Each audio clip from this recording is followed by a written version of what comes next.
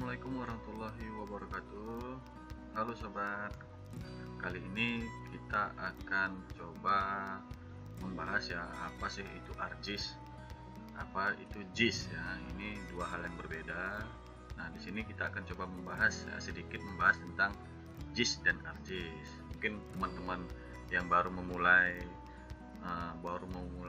mengenal ArcGIS, baru memulai belajar ArcGIS, nah mungkin ini dulu untuk teman-teman ketahui ya, ada apa-apa aja sih yang di dalam ArcGIS itu.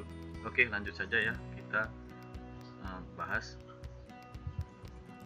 Yang pertama sekali, apa itu GIS dan ArcGIS? Ya, di sini dua hal yang berbeda. Jadi teman-teman harus paham dulu apa itu GIS dan ArcGIS. Simpelnya, GIS itu adalah Geographic Information System, atau bahasa Indonesianya itu adalah Sistem Informasi Geografis, dalam kurung SIG. Jadi berbeda ya dengan ArcGIS. GIS merupakan sistem yang menampilkan sekumpulan informasi di atas peta. Nah, jelas ya, contoh dari aplikasi ini adalah ya Google Map.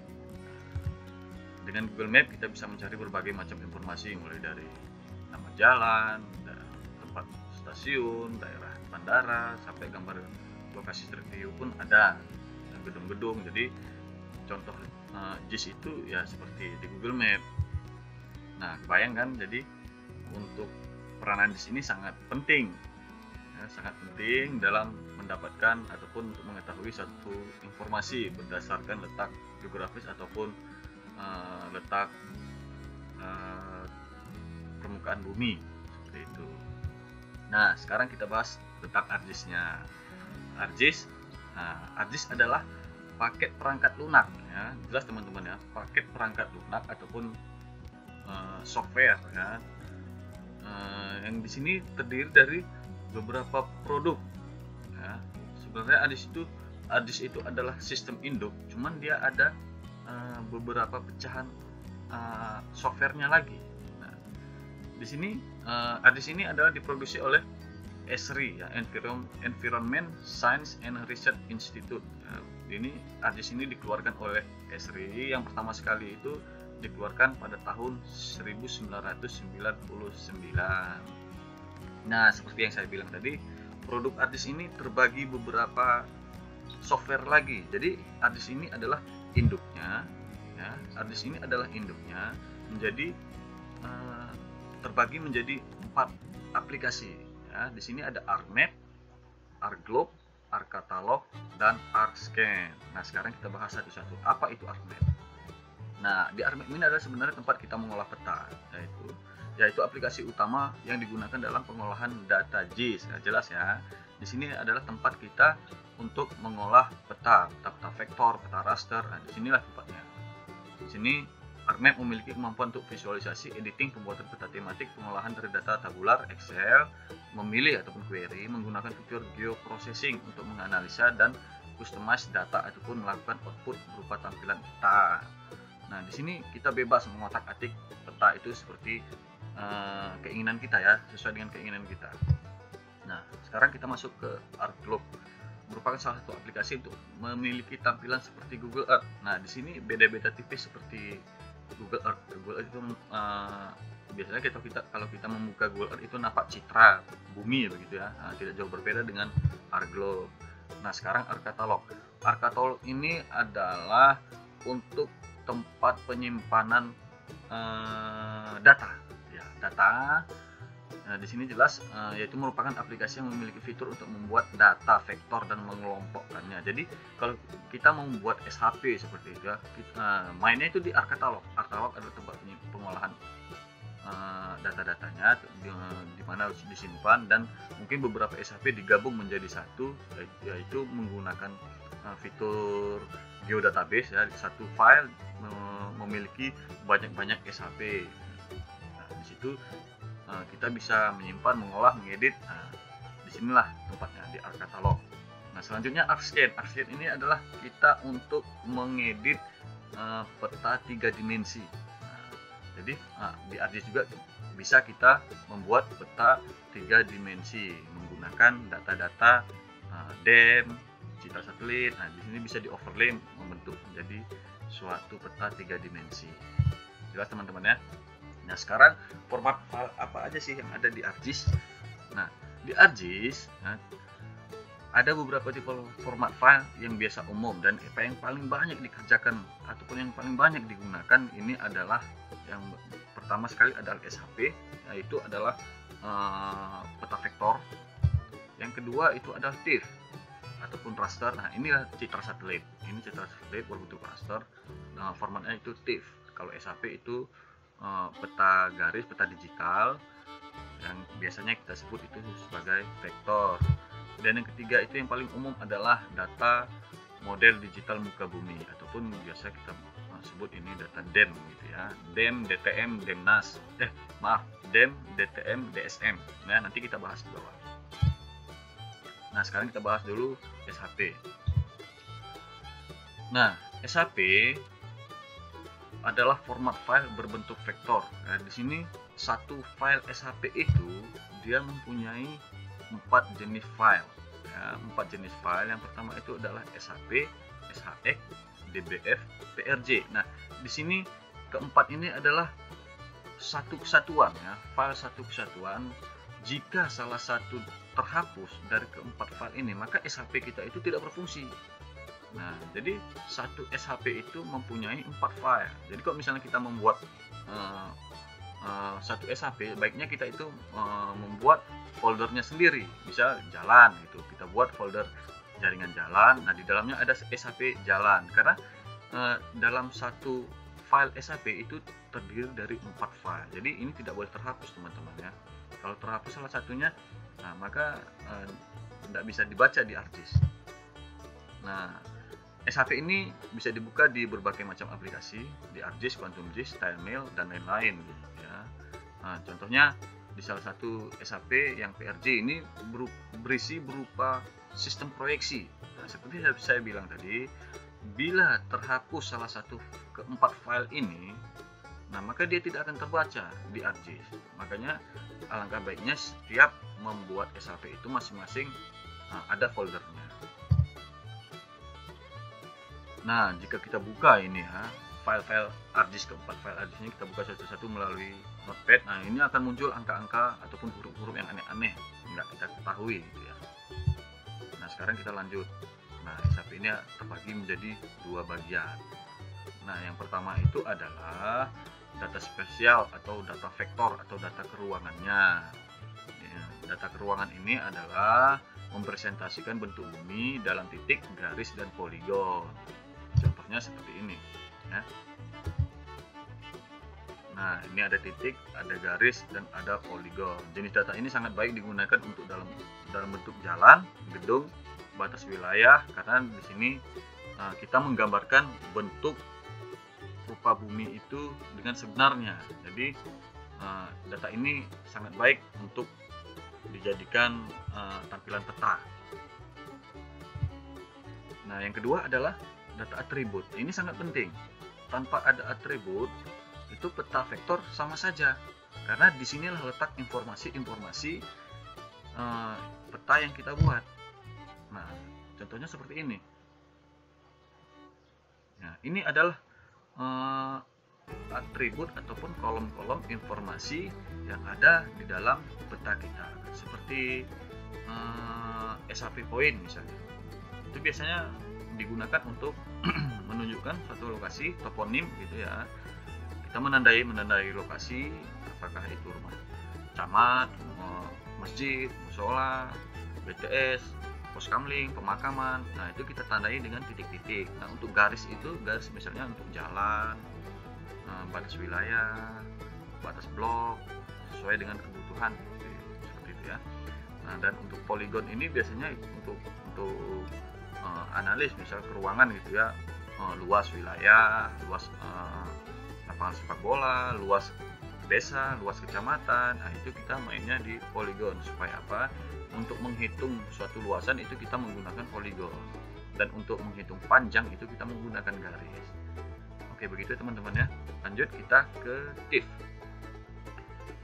TIFF ataupun GeoTIFF adalah format file JIS berbentuk gambar ataupun pixel atau grid. Contohnya adalah citra satelit. Nah, di sini juga datanya terbagi 4 file. terbagi 4 file. Teman-teman mungkin bisa lihat itu yang kotak merah ini adalah TIFF formatnya. Ini ada citra satelit, file citra satelit, ada 4 bagian. Nah di sini tuh ada size-nya ukuran. Nah jadi keempat ini sama seperti SAP, jangan terhapus satu file pun. Ini akan terjadi error nanti saat membuka hard disk-nya. Bedanya TIFF dengan JPEG, PNG dan GIF adalah di TIFF, ya, di format TIFF itu koordinatnya sudah tersimpan di dalam gambar.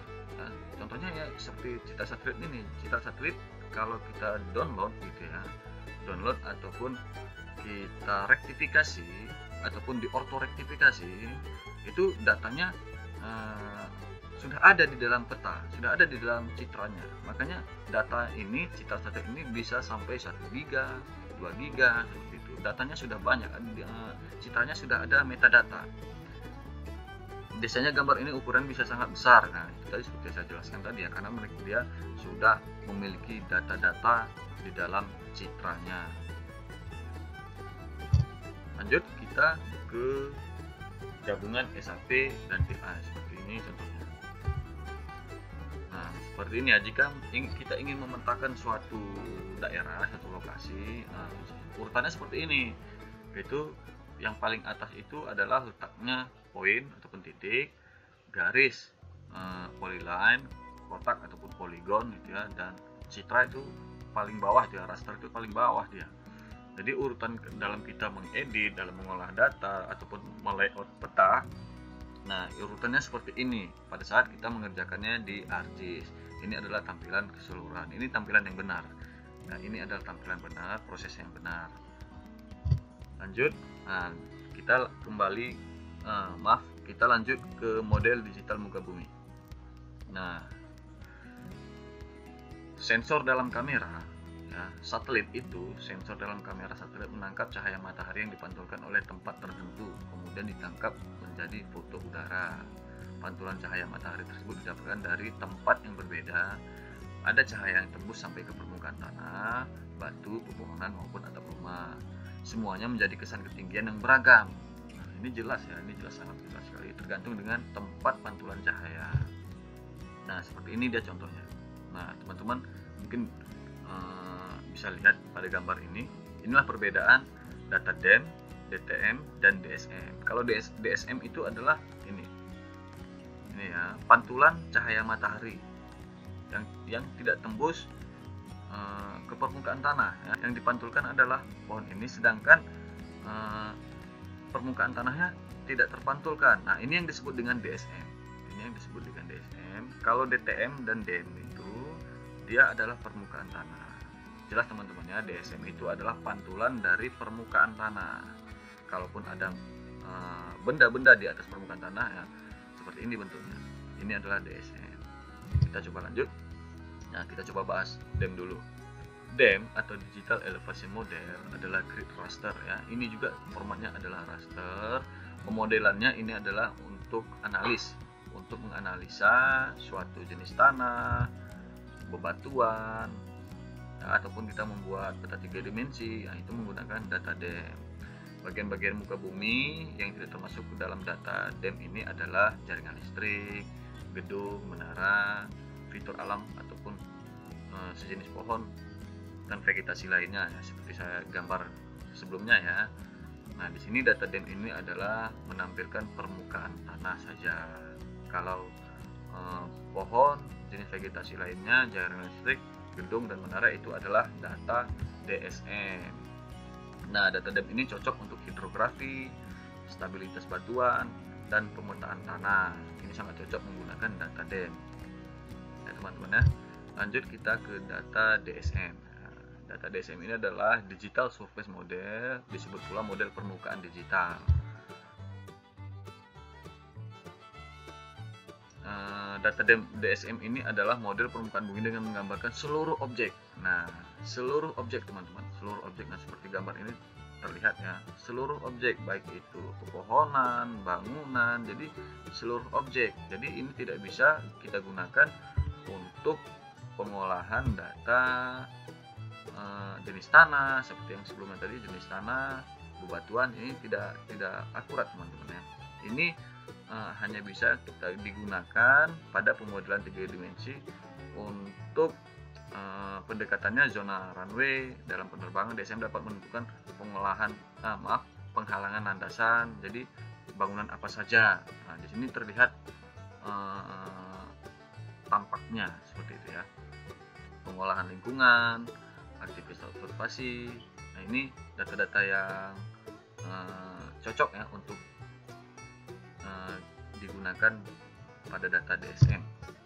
Nah, sekarang DTM.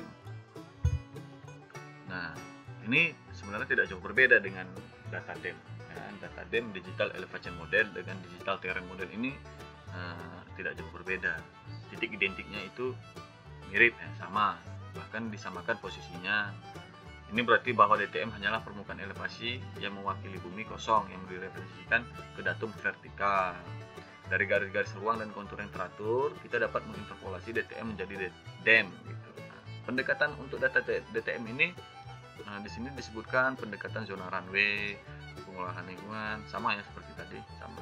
Jadi ini bisa kita gunakan untuk pengolahan data seperti data DEM. Nah, perbedaan. Nah, di sini kita bahas tentang perbedaan. Nah, di sini pada gambar sudah sangat jelas teman-teman ya, seperti saya sebutkan tadi. Ini adalah data DSM ya. Ini adalah data DSM yang menampilkan seluruh benda di permukaan tanah, baik itu bangunan, pepohonan, dan tanahnya.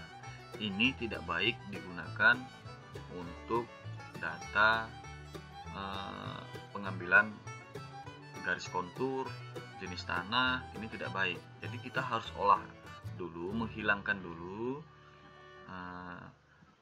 benda-benda yang berada di atas permukaan tanah ini menjadi data DTM. Nah, ini dia bedanya. Kita harus hilangkan dulu. Jadi maka akhirnya nanti akan menjadi data DTM. Cara mengolahnya itu nanti kita akan praktek ya di lain waktu. Ini menggunakan software juga untuk menghilangkannya, supaya kita bisa mengenerate data DTM ini untuk mendapatkan konturnya. Di sini disebutkan adalah perbedaan dari ketiga model permukaan bumi yang telah dijelaskan terdapat pada informasi ketinggian yang disajikan dalam setiap model permukaan bumi. DEM atau DTM hanya menyajikan ketinggian permukaan tanah saja. Nah, jelas ya teman-teman ya. DEM, DTM hanya menyajikan ketinggian permukaan tanah saja. Sedangkan DSM itu menampilkan keseluruhan, baik itu bangunan ataupun pepohonan. Ya, itu perbedaannya sudah jelas di sini. DEM dan DTM hanya menyajikan ketinggian permukaan tanah saja, sedangkan DSM menyajikan ketinggian permukaan tanah dan objek-objek yang terlihat di atas tanah. Nah, ini jelas perbedaannya, jelas sekali perbedaannya. Ya teman-teman, mudah-mudahan bisa mengerti ya perbedaan antara DSM, DTM, dan DEM.